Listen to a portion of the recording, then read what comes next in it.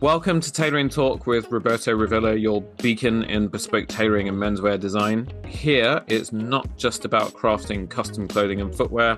It's about unlocking your potential through style and enriching personal development. Support us by subscribing, and if you can, leave a quick rating or review. It helps the show immensely. Joining us today is the founder of Book Thinkers, a powerhouse marketing agency linking authors and readers. In a remarkable 7-year journey, he's built a platform reaching over 1 million people monthly and hosts a top global podcast featuring luminaries like Grant Cardone. His work spans from boosting authors' outreach to empowering readers to harness the power of books. His latest book, Rise of the Reader, delves into mastering reading habits for real-life impact. Tailoring Talkers, let's warmly welcome the transformative reading advocate, Nick Hutchison, to the show. Nick, how are you? Roberto, I'm doing very well. Can I ask you the first question today? Yeah, absolutely. I love that. Go for it. Switch things up a bit. So what is the best book that you've read in the last year or so? And you already mentioned Shoe Dog to me, so maybe you have another recommendation. No, it has to be Shoe Dog, because I wish I had it here. It's in the other room, so I'm not going to leave you right now. But it is Shoe Dog. I will try to think of another one, but Shoe Dog is single-handedly the book that I have a very short attention span as well. So like when I'm reading, it's like I've got to get to the point. I find that with a lot of nonfiction books, they tend to sort of promise you this is what you're going to get if you read this. Mm-hmm. And then you're kind of like 2/3 of the way in and you still haven't got what you came for. And that really gets up my grill. I'm not even sure that's the right expression. But Shoe Dog, I read and absorbed every single word in that book. And it is definitely the book where I have got the most corners of the pages turned over in it. And I just keep it on my desk, like by my MacBook. And I'm constantly going back to referring to it. There are future plans I've got for my business where things that Phil talks about in that book are. So yeah, sorry, that was a longer answer than you probably wanted. But no, I wanted you to talk as much as you wanted about it. I love hearing people's favorite reads, of recent memory, because I love books. So thank you for indulging my curiosity. No, you're welcome. I mean, I can give you another one. It's Selling to Win by Richard Denny. So it's another kind of nonfiction book. But I've just gone back to that book sort of 20 plus years later. Oh, there's fireworks going off in the background. What is going on? What is going on the 15th of December that people could possibly be letting fireworks off? I live in a suburb of London, Nick, and all sorts of weird stuff goes on around here. Anyway, so he's a professional sales trainer, and he wrote this book, Selling to Win, which for me, and it has been quoted as single-handedly like the best book on selling ever written. And it's the book I first read to try and educate myself on sales and how to be a salesperson and all the rest of it. And I've just gone back to it more recently because my business is at a stage where now it needs to go to another level. And I'm just going back and kind of re-educating myself. But he's now updated that book, and it's in audio form, which wasn't available 25 years ago. And so it's kind of nice to have this guy who I sort of see as a sort of distant mentor's voice in my head when I'm walking around or cycling or whatever, and, sort of reteaching me the things that I learned all that time ago.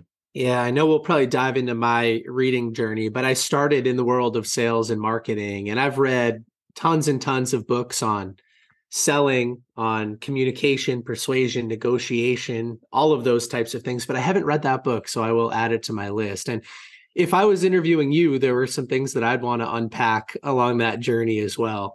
The audiobook thing, consuming content on the move, all that type of stuff. It's all so fascinating to me, but I'll kick it back over to you because I could probably interview you for the whole show. Yeah, exactly. And our listeners will be scratching their heads thinking, like, who is this guy? So you are calling in from Boston, one of my favorite and my wife's favorite cities in the whole of the US of A. Are you Boston native? Yes, I grew up about a half an hour south of the city. So I did grow up in Massachusetts, and then I went to school in another state over here in the US. I moved around to some other states for a while, but I'm back. I'm back where I grew up, just about 20 minutes from where I grew up. And as we were talking about Shoe Dog and the movie Air with Ben Affleck and Matt Damon, two of your famous, most famous exports, I would say. Yes. I love both of those guys. There's one film, I think it was the first one that Ben Affleck directed, The Town, Hmm. where they were like, I think Jeremy Renner was in that as well. They were like bank robbers. It was such a great movie. It was one of the first movies I bought on like ultra 4K Blu-ray or whatever. Anyway, sorry, that's enough about Boston. So, avid reader. I'm guessing you've been an avid reader since an early age, but just take us through your kind of journey and how you kind of then got to be sort of immersed in the world of books, reading, authors, etc., and doing that as a full-time career. So it'll surprise you to hear this, given my background, all of my books and everything in my business, but I was not much of a reader growing up. Oh, I was yeah. more of the athlete stereotype, not really much of the academic stereotype. And so when I was younger, you couldn't pay me to read a book. I focused most of my time on playing games, hanging out outside, playing sports. By the time I was in high school, I focused almost exclusively on sports at the expense of everything else around me. Now, I was capable, right? So this isn't a sad story or anything like that. I just chose not to invest myself in books at the time. And we could talk about why if you want in a couple of minutes, but I'll continue with the story. So that behavior, you can't teach me anything. I don't want to read books. It followed me through most of my college experience as well. But everything changed when I was going into my senior year of college or university, and I took an internship at a local software company. And my boss, Kyle, he sort of took me under his wing pretty fast. I think he saw some unfulfilled potential. And he said to me one day, Nick, listen, you're commuting an hour each way, 5 days a week. It's 10 hours a week in the car, listening to the same music, the same playlist, the same radio station for the 1000th time. Yeah, it's fun, but it's not going to get you closer to where you want to be in life. I see you're driven. I see you want more. You should check out podcasts. So that was my first introduction to the world of personal development. I was 20 years old. And I started consuming shows where successful people were being interviewed. And what I noticed very quickly was that so many of those successful people give at least some credit for their success to the books that they had read earlier in their journey. And I started to hear the same titles over and over and over and over again. And eventually I just realized if I want to be successful and I'm deliberately choosing to ignore the things that made these people successful, that's not great. So I went to my local bookstore with my list in hand. I grabbed about 10 books. Some of them were on my list, some of the best sellers of all time. And some of them just caught my attention while I was in the store. And I went home and I started reading. And the rest is history. For the last 10 years, I've read 50, 60, 70 books a year. And I don't think I'll ever stop. I have this insatiable curiosity to learn more. And they're all nonfiction, personal development, philosophy, psychology, business type books. But I can see where all of that time invested in reading and personal development has paid off and helped to shape you into the confident, articulate, intelligent, gracious, amazing human being that I have in front of me. I've got to have you introduce me next time I give a speech or something. No problem at all. Just hit me up. Like, you can get me on a satellite link or whatever. I don't even, it's not a satellite link anymore, is it? Wow, that made me sound so freaking old. There was something that you said there about what your old boss, said to you when he took you under your wing, that a lot of us don't realize the amount of time that we do waste. I mean, it's certainly something that I realized in recent years. And like you, that's how I got into podcasts and into audiobooks as well. And it's that I spend a good amount of my time running around. I use a Vespa to get around town to see clients, or sometimes, I use everything, right? Literally trains, tubes, I drive, I have the Vespa, I cycle. That involves dead time where I could either be listening to music, and again, I'll have my album of the moment or my playlist of the moment, and I'll just listen to the same damn thing nonstop. Or I could actually use that time to listen to a personal development type podcast, or listen to the books, the audio versions of the books that I have racked up on my shelves, in almost every single damn room of the house that I've never actually had the chance to pick up and read before. Because when I add up the amount of commute time, sometimes it adds up to a third of each day. Now, if you take a third of each day, be it, a working day, let's say, is 12 hours for me anyway, 4 hours times by five, that's 20 hours a week. I mean, that's almost a whole constant day where you could either just be putting junk food into your brain, or you could actually be educating yourself and making yourself better. And so I came to that realization recently. So I will almost definitely, you talked about, e-readers and audiobooks and stuff. I still prefer having the physical thing, Me too. right? Because like with Shoe Dog, and I read, so I read Shoe Dog this summer when I was on vacation. And I also read Haute Couture, which was a book written by a lady called Angela Taylor-George, who I've had the good fortune to interview on this podcast. And she founded a number of fashion brands and labels through the 80s, 90s. So I read her book. I also read Blue Ocean Strategy, which is a book that had been recommended to me by a client when I first started to build my business 12 years ago, and I'd never read it. And this was a super successful guy that, told me, gifted that book to me, and I just didn't read it. What an idiot. So I read that one as well. And the thing I love about having a physical book is I can do things like make notes on them, and like thumb pages over and fold them over and put post-it notes in and all that kind of stuff. But the thing that I do nowadays is that I will get the physical copy, and I will also get the audio copy as well, so that I've got a fallback. So if I'm not reading the physical copy, I've got the audio copy to read while I'm racing around everywhere. Yeah, one of the suggestions I actually give in the opening to my book, Rise of the Reader, is to try both at the same time. So a lot of people have a hard time staying in the book. They become easily distracted. You mentioned short attention span. So if you crank the audiobook up to something like 1.5 speed and you read the physical book at the same time, you're getting that auditory input to your brain and the visual input to your brain at the same time. And you're keeping pace because the audiobook is making you stick with the pace. So it's a cool sort of multi-sensory experience when you do it that way. And I read, let's just say, about 100 books a year these days, 30 of which are consumed, 30 of which are audiobooks only. The other 70 are physical paper books. And here's the fact. Some people hate me when I say this, but 80% of the inputs to our brain are visual. 80%. So if you're only listening to information, it's harder to form a relationship with each sentence. It's harder to develop an emotional connection to what you're hearing and then store it in a place that you can then go take action on. So by default, right, the other senses only make up 20%. And when we're listening, we're on the Vespa, or we're cycling, or we're driving, or we're doing chores. And so we're multitasking. But what a good physical paper book does is it gets you to do the opposite of multitasking.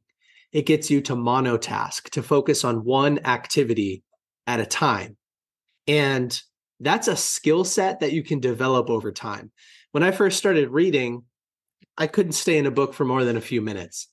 Now I can read for hours because it's a skill that I've developed over time. And it just happens through repetition and exposure. So I obviously haven't read Rise of the Reader, idiot, but I am going to get my copy straight after this recording, okay? And I the promise. audiobook just dropped today as well. So you could try listening and reading if you don't hate my voice. No, your voice is awesome. I think it's a couple octaves deeper than mine, so you actually sound more competent than I do. I'm not sure my voice ever broke. The book, um, I'm guessing, at least starts off by giving people those kind of skills and techniques to sort of teach people how to read, which kind of sounds a bit sort of dumb when you say it out loud. But in actual fact, it is a skill that you need to develop, and you need repetition to make it a habit as well. Right. We're never taught how to implement information. We're only taught how to memorize it for a short period of time so that we can be tested on it, 2 days later.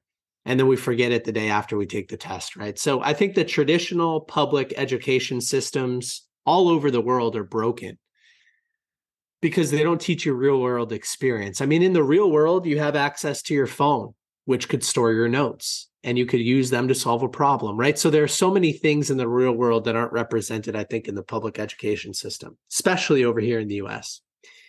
But yes, right in the beginning of my book, so the title is Rise of the Reader, and the subtitle is Strategies for Mastering Your Reading Habits and Applying What You Learn. Because when I started reading these books 10 years ago, they were exciting, but they didn't do much for me because I didn't implement anything from them. Yeah. Everything went in one ear and out the other. I didn't have any strategies for internalizing and organizing the information, let alone actually changing my behavior and putting it to use. So when you read a good sales book, you can implement things from it. Different scripts, different cadences, different catchphrases, different objection handling techniques, closing techniques, email templates, whatever's in that book. You can use those things. And it's only when you use those things that the book actually helps you in life, right? So that's what I optimize for. And that's what I try to help people optimize for. So right in the beginning, the introduction is full of 4 different tips to get more from the books you're reading. Then I go into my story for just a little bit of time, talking about some of the early books I've read, some of the things that I've learned over the last couple of years. And then I go right into strategies for effective note-taking, strategies for action, and all sorts of things like that. Did the book come before the business or after? The book's more recent, right? Yeah, the book just launched on November 1st, but my business started all the way back in 2017, sort of by accident, actually. So let's talk about that accident then. It doesn't look or sound like it was something that would have been started by accident, because, I mean, when you look at it on paper, I mean, a platform that connects authors and readers, I mean, sounds like a dream come true, especially for authors, right? Because that's what you want to do. You write a book, you put your passion, your heart, passion, and soul into it, unless it's like some people I've met recently who their books were written by GPT-4. Yeah. And then, and then you want to connect with an audience. So it sounds like a dream come true. But to hear you say that it was kind of an accident, take me through that, please. Sure. So we'll go back to 2015. I'm at this summer internship, and I just discover how great these books are. It's a sales internship. So I start reading about sales and communication, about business. I start to understand how the world works through a financial literacy perspective. And I get to know the subject of money. As I continue to read throughout my senior year, I continue with that company, I graduate. I take a full-time position with them as I graduate. And I work for another 6 months after graduation before I decide, hey, I'd like to start my own business here on the side. Because I was reading so many of these books, they were becoming a subject of conversation that I just couldn't go without. I mean, I was handing out books to people for Christmas gifts. I was gifting books all over the place.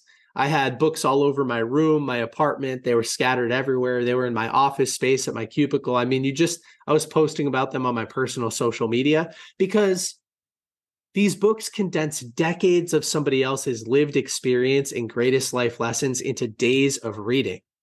And as a salesperson, I started to read a sales book, apply it, and then I would make more money. And then I would read another one, apply it, and I would make more money. And I started to fly up the ladder in this company I was working for. And I just couldn't understand how people weren't reading about how to improve their health, their fitness, their diet, their nutrition, their personal finances, their investing, their business, their mental headspace, philosophy, psychology. Like, I just didn't understand why more people weren't talking about it. My friends, most of them, wanted nothing to do with this type of stuff. So I defaulted to social media. I built an Instagram page originally Book Thinkers, which it still is today, where I just started posting about the books that I was reading. Now, around that same time, I had an idea with a couple of my friends to build a mobile application that could help readers retain and implement more from the books they were reading. Long story short, it didn't come to fruition. But in anticipation of that app, I wanted to build an audience so that if it came out, I could sell my audience the app. So, of course, the app didn't really come out, didn't really create any success. It doesn't exist today. But what did start to happen, and this is the by accident part, what did start to happen was authors started to reach out to me. And they would say, hey, Nick, I love your book reviews. I've written a book as well. Can I pay you to review it for your audience? And I was like, whoa, that's pretty interesting. I can get paid to do something I'm already doing for free. I had never thought about being a social media influencer, reviewing books online. Like that was never part of the monetization plan. But I said yes. And so I started to do paid book reviews, and I got exposed to all types of material that I wouldn't have chosen to read in the first place. And I got better at operating a business. I started with, I don't know, $50. And then it was, let me try $100. And then it was like, well, what if I did 2 posts for $200? What about $500, right? And so I started to build this side hustle of reviewing books into an actual business. I'll kind of wrap up the story here with the fact that I was curious. I was being taught by the business books that I was reading that if there was an inbound demand for something, there are probably other people out there that if I tapped them on the shoulder or sent them a message, maybe they'd be willing to try this out as well. And then I would get involved in their businesses. I tried to understand, why do people write books? Are those books a business card for some type of higher ticket complementary product or service like coaching, consulting, speaking, courses, another business? That's why people want to get these books out there so bad. And of course, there are people that want to positively impact the world as well. And so I thought, oh, there's a full business here. And so for years, I played around with different strategies at the intersection of social media and podcasting and books, doing all sorts of things for free for these authors. Most of them didn't work, a few things that did. And so to kind of wrap up the story, today, like I mentioned, I've got 10 people on my team. We support hundreds of authors a year. And we have a very different set of services than I ever would have originally thought of. But yeah, it all happened just because a couple of good books changed my life, and I wanted to connect with other people on social media and kind of exchange ideas. That's amazing. I just thought of someone I probably should connect you with, actually. I interviewed recently Annie Margarita Yang. So she's the author of the 5-Day Job Search, which was her second book. And her first book was, I think, 1,001 Ways to Save Money, which was written while she was a student. I think she was at 1,000. Yeah, 1,001, I think. And she said that the reason why she wrote that first book, like, first of all, it was a calling. So she's very spiritual. So there was something that was telling her that she needed to write that book. And it was her own lived experience as well. And so she was kind of sick. She gives one example where she'd looked at other advice from other authors saying things like, to save money, don't buy candles, and, save your money by not spending $6 on a coffee at Starbucks and all that kind of thing. And she's just like, well, I've never bought a candle in my life, so that doesn't apply to me. It's not really real world advice. How many people do I know that actually buy candles? No one. Just as one example. So she wrote that book, and what she realized that when she went out into the world to find work, she'd walk into interviews and people wouldn't actually be interested in her qualifications, her education, and so on. It was like, oh, no. So she gives the example of one interview she went into for an accountant role. And she said, I just want you to know up front, get this elephant out in the room out of the way, that I don't have any finance or accounting experience. And they said, oh, no, that's okay. We're really interested in the book that you wrote. So Annie's like, okay, well, if you want to talk about the book, we can go with that. And she got the job. And what she discovered was that, writing a book, being a published author, gave her authority. And then she wrote the second book, and now she's, running a successful business and so on. And she's doing extremely well in life. I should definitely link you two together, because you would a podcast episode with you two would be like dynamite. It's such a fascinating area. And the fact that your platform reaches so many people, and you've also had and been connected with some people of note. I mean, Grant Cardone, I've got like four of his books sitting on the shelf right behind me over there, which is great. What was that like, connecting with people like Grant and getting to spend some sort of one-on-one time with them? Yeah, it's been amazing. I mean, number one, you do learn that nothing is as fancy as it seems, and that these are just Yeah. people, which gives you the strength and the courage and the understanding that you can achieve great things as well. But Grant Cardone specifically, my first interview with him was on Zoom like this, and we had a blast, and the energy was amazing. And I was a little worried going into the interview that he would take control of the conversation and have his own agenda and just sell the entire time. But he was very patient. He was kind. He was courteous. It was a great interview. And as we wrapped up, I said, "Hey, Grant, I'm going to be in Miami sometime soon. I know that's where his office is." And I said, "I'd love to do a follow-up interview on another one of your books at your studio." And he said, "Yeah, of course, man. That sounds great." Now, here's the secret. I wasn't planning on going to Miami, but I saw the opportunity and the energy was there. So I went for it. And then I had that on recording. So I sent it to his team and I said, "Hey, Grant said he'd love to do another interview. Here are the dates that I'll be in Miami." And I just gave them like a 2-month window. I said, "Pick any date that works for you." And they did.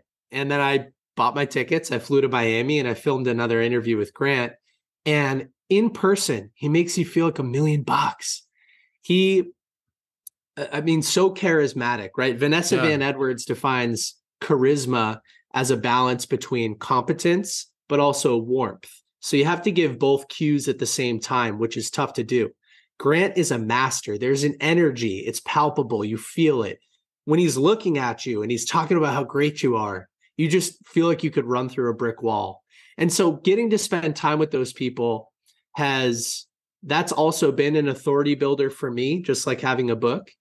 You can borrow the credibility of amazing people who have taken decades to build their credibility and audience, and then you can be pictured with them and instantly assume some of their credibility, which is a really cool marketing tool. But also just you learn so much, like big thinking. That's the thing from Grant. And when you're with him, it's hard not to think that you can do whatever you want in life. So where did the spark for the book come from more recently?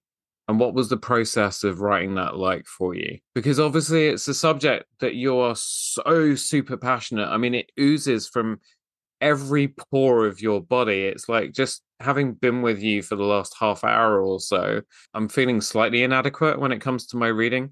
But I'm so, what's the word? Your passion is so infectious that it makes me want to just drop everything that I've got going on in my life and just kind of sit in a corner on the floor and just literally just read, read, read, read, read, read, read. Oh, I love Sorry. it. I love it. Good question. So over the years of building my community, book thinkers on social media, reviewing books, talking about books, interviewing authors, I've received hundreds, maybe thousands of very similar questions from readers asking me, "Hey, Nick, how do I choose the right book to solve this problem?" Or, "Hey, what's your favorite book in this genre?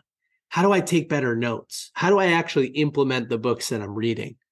Why do I forget everything that I read? Why does it go Mm. in one ear and out the other? Can you help with that?" And of course, I'm of service to my community. I'm answering every single one of these messages over the years. But I always felt like I was underserving those people in a way, because a quick voice note or typing out a few paragraphs on email, that's not doing the subject justice. Like, I realized that my process is pretty lengthy and there's a lot of moving parts and components to it. So a few years ago, I decided to write the book. And at first, it was a humbling experience because I had never actually taken the time to define my own strategies. I just did them. And so I had to almost observe myself from a third party perspective and say, what the heck does Nick Hutchison do to read books, solve problems, implement them effectively, and change his behavior? And so I would start to journal and I would start to write. And the questions kept pouring in. Every time there was another question where I thought, oh, I've got to include this in the book as well. And so it actually took me a couple of years. You know, there were periods of massive excitement and motivation, and I would write chapters in a month. And then I'd fall off and things in my agency or my relationship would take priority, and I'd go a few months without writing.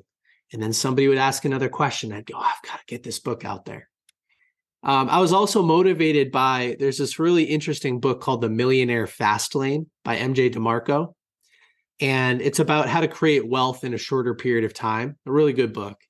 And MJ talks about his car, loves to drive around a Lamborghini. And he would say every time somebody would come up to him at a gas station or outside of a restaurant, they would say, hey, really cool car. What do you do for a living? How do I get a Lamborghini? He would pop open the trunk in the front of his car, which is weird to think about. And then he would hand them a copy of the book and he would say, this is how I did it. And I always wanted one of those moments where somebody says, hey, how do I do this? And I just go, here's the book. This book is written for it. So just like you, I would have rather just pushed people to another book on the subject rather than having written one. It wasn't part of my original agenda, but there was no book on this subject. It didn't exist. And so I decided to write it. And I'm so happy that I did because it's only been out for 6 weeks, but I've already sold thousands and thousands of copies, and there are over 100 reviews already for the book, so many of which are just total strangers leaving thoughts on like how it's already positively impacted them. You know, it's just the best feeling.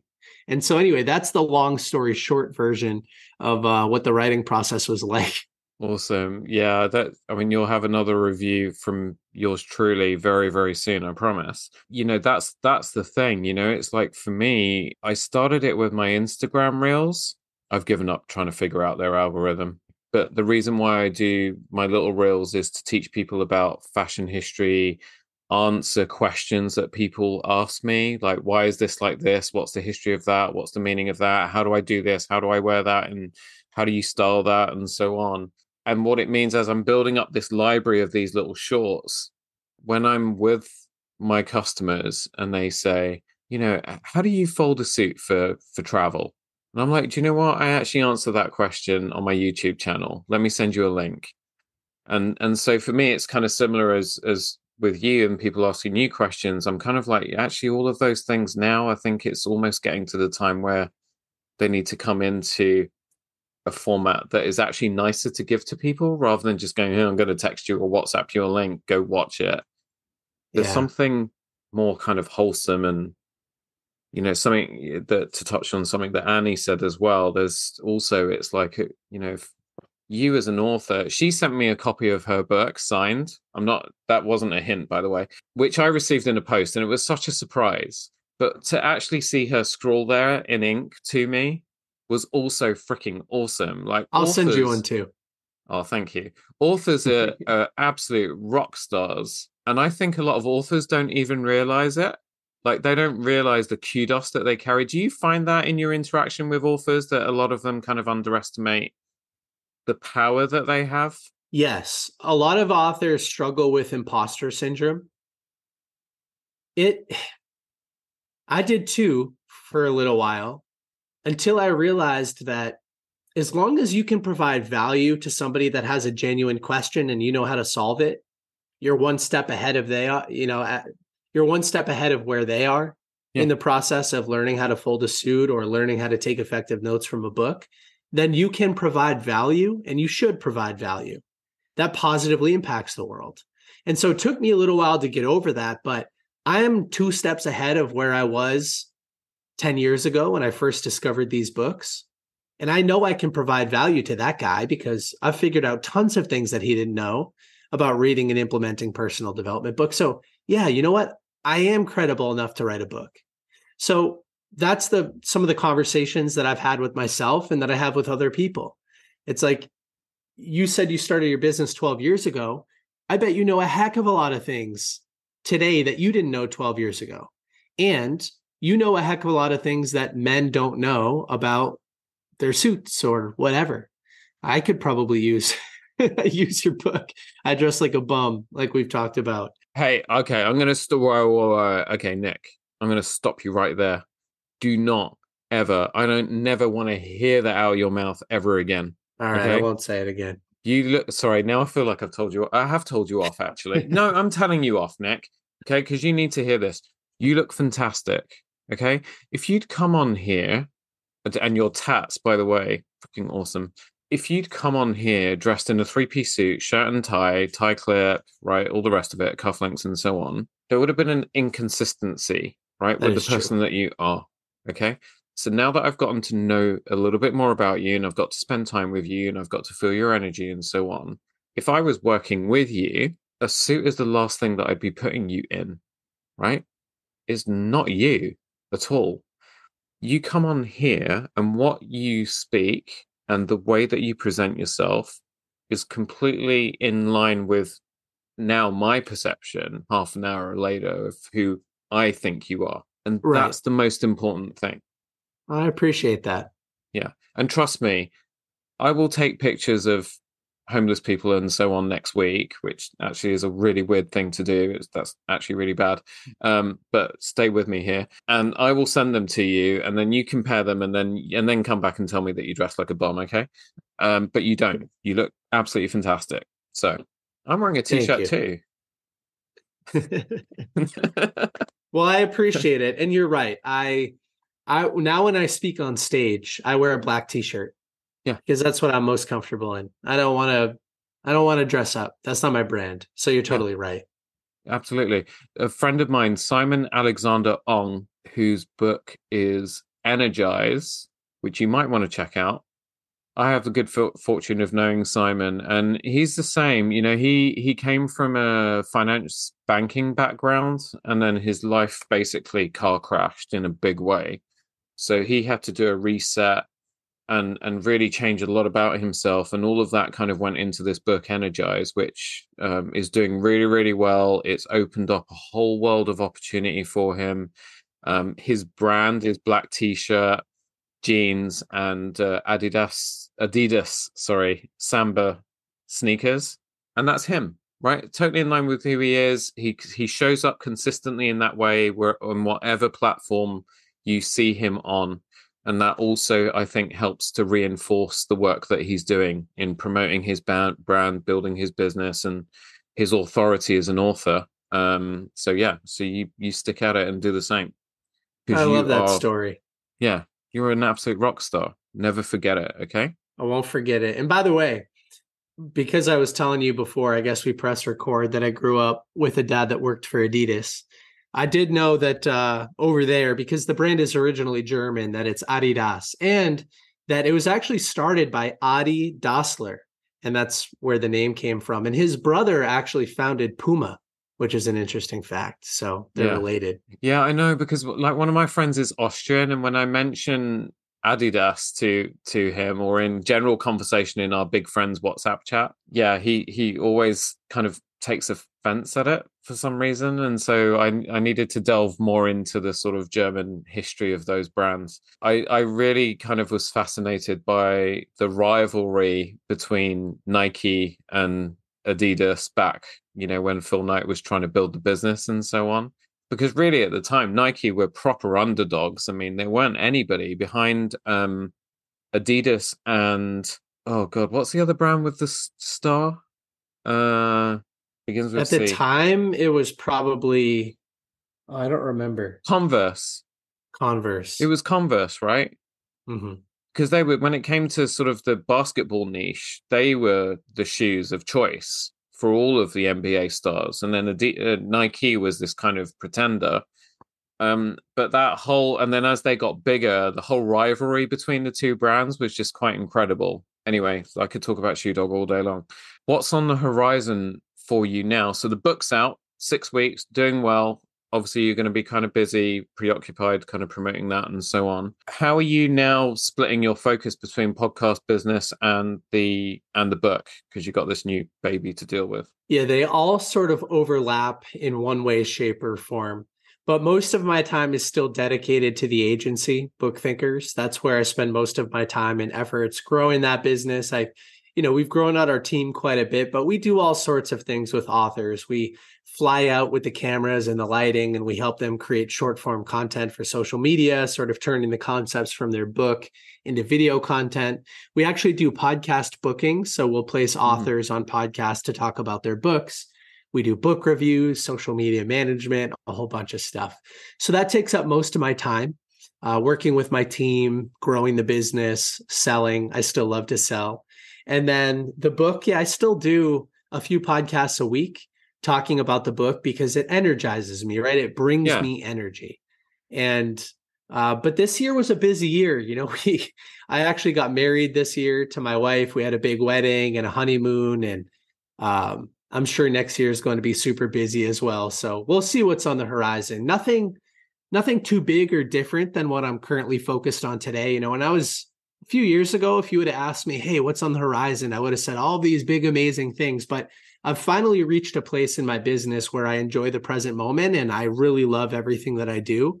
And so it'll be a little bit bigger next year for sure. We'll grow. Maybe we'll find a new service to offer, but I don't envision everything, and I don't envision anything too different than what we do today. The thing I love is like, when you go to anything that you're doing, all of your touch points, so your business website, Instagram, I mean, just looking at your Instagram reel is like, if ever I was stuck for something to read or a reading recommendation, I would just go to your Instagram account because it's all there. It's all in the name of service. The other great thing I love about your Instagram account is the fact that I know that you've built it organically. You haven't I have. done, any of these kind of quick fixes that, when you see social media accounts where someone's got like 300,000 followers, but then you go to their engagement and it's like they get 3 views on a reel or, whatever. I know we shouldn't look at likes because they're vanity metrics, but still. Reels for me is kind of like the best sort of indicator of engagement and so on. And yours is just you're so genuine in everything that you do. And I think for anyone that's listening that is building a business or is rebranding or is heading into the new year, is kind of figuring out what they're doing and what things that they need to change and so on. Sorry, Nick, I'm now going to talk about you rather than to you. Take a look at this guy. Like, take a look at his business, at the podcast, at his social media, and you'll see what authenticity looks like. Like, I'm so inspired because I'm kind of in that space at the moment where I'm having to make some adjustments and figure a few things out. But really, I'm not wearing my hat, but I take my hat off to you and what you've built so far. And I'm so, so excited to see where you go in the weeks, months, years to come. Really. Thank you so much. Yeah, I really appreciate it. One of the big themes in my book is gratitude. So thank you. I'm expressing gratitude to you for the kind words and also for the opportunity to be on this show, man. I really appreciate it. I know, you're welcome. I kind of feel like not worthy now. Having got to know you, like, for me, you're like bona fide celebrity. So, well, I appreciate the compliment. And I love what you're doing for everybody as well. I think this is a really fun show format. You ask great questions. And yeah, I'm happy that we've gotten to know each other. Yeah, no, me too. So I will warn you when I'm heading out your way. Yes, please do. I'm always around. Yeah, if you don't jump state when I land, then we'll definitely get together. And anytime you're back over this way, you're always more than welcome, you and your wife, to come stay with us too. Nick, thank you so, so much. I'm gonna make sure that I have your LinkedIn. Oh yeah, right. So you lot want to know how to connect with him. So first of all, look up Rise of the Reader. I presume it's available from, over stateside for our American listeners. The usual places, the A Word, Barnes and Noble, all the other major kind of bookstores and so on, right? Mm-hmm. Right. Cool. In e-reader format as well?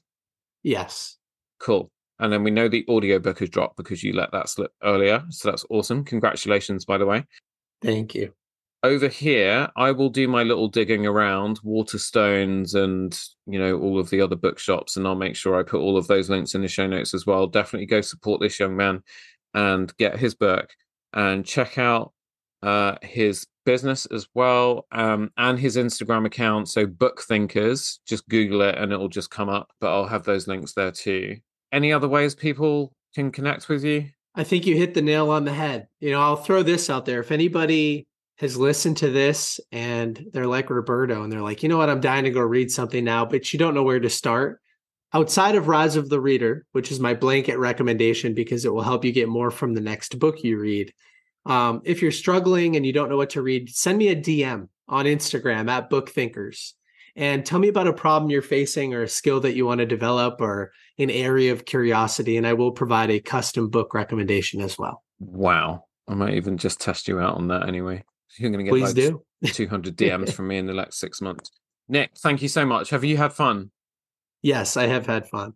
I've had a blast. I need to get you and Annie connected together because, like, I genuinely mean it. I almost want to orchestrate that podcast episode. Like, when you interview someone and you just listen back to that episode so many times. I don't know if you've had that on your podcast. Yes. Yeah, like hers. I only released it on Tuesday and I've listened to that episode like 6 times already. And I know that I'm going to be doing the same with you as well. So I told Annie she was the most favorite person I ever interviewed on this show. So now I'm going to change that to Annie. When you hear this, you're the most favorite female that I've interviewed on this show. And Nick is the most favorite guy that I've ever interviewed on this show. I'm so glad that the universe brought us together. You are freaking awesome. You do not dress like a bum. You look amazing. You are just one amazing, incredible human being. Thank you. So, yeah. Thank you so much. And hey, if she's up for it, if you want to moderate a conversation where the three of us talk on your show at some point, that could be a lot of fun. Oh my God, what a great idea. You see? Book thinkers, people. He is exactly what he says on the tin. Nick, thank you so much. Thank you all for tuning in to this enlightening episode with Nick and me. Remember, you can always join the Tailoring Talk community on Instagram, and I am always all ears for your feedback, so feel free to drop me an email at tailoringtalkpodcast@gmail.com. And if you've enjoyed our conversation, do not forget to subscribe, leave a rating, but most importantly, share this episode with anyone who might find it inspiring or gets the help that they need from Nick at this point in time in their lives. And if you want to support Tailoring Talk further, you can check out the link in the show notes. Every bit of support means so much. Wishing you a fantastic week ahead. Remember to be kind to one another, keep stitching together the fabric of your best self, and I'm looking forward to sharing some more stories and insights with you in the next episode.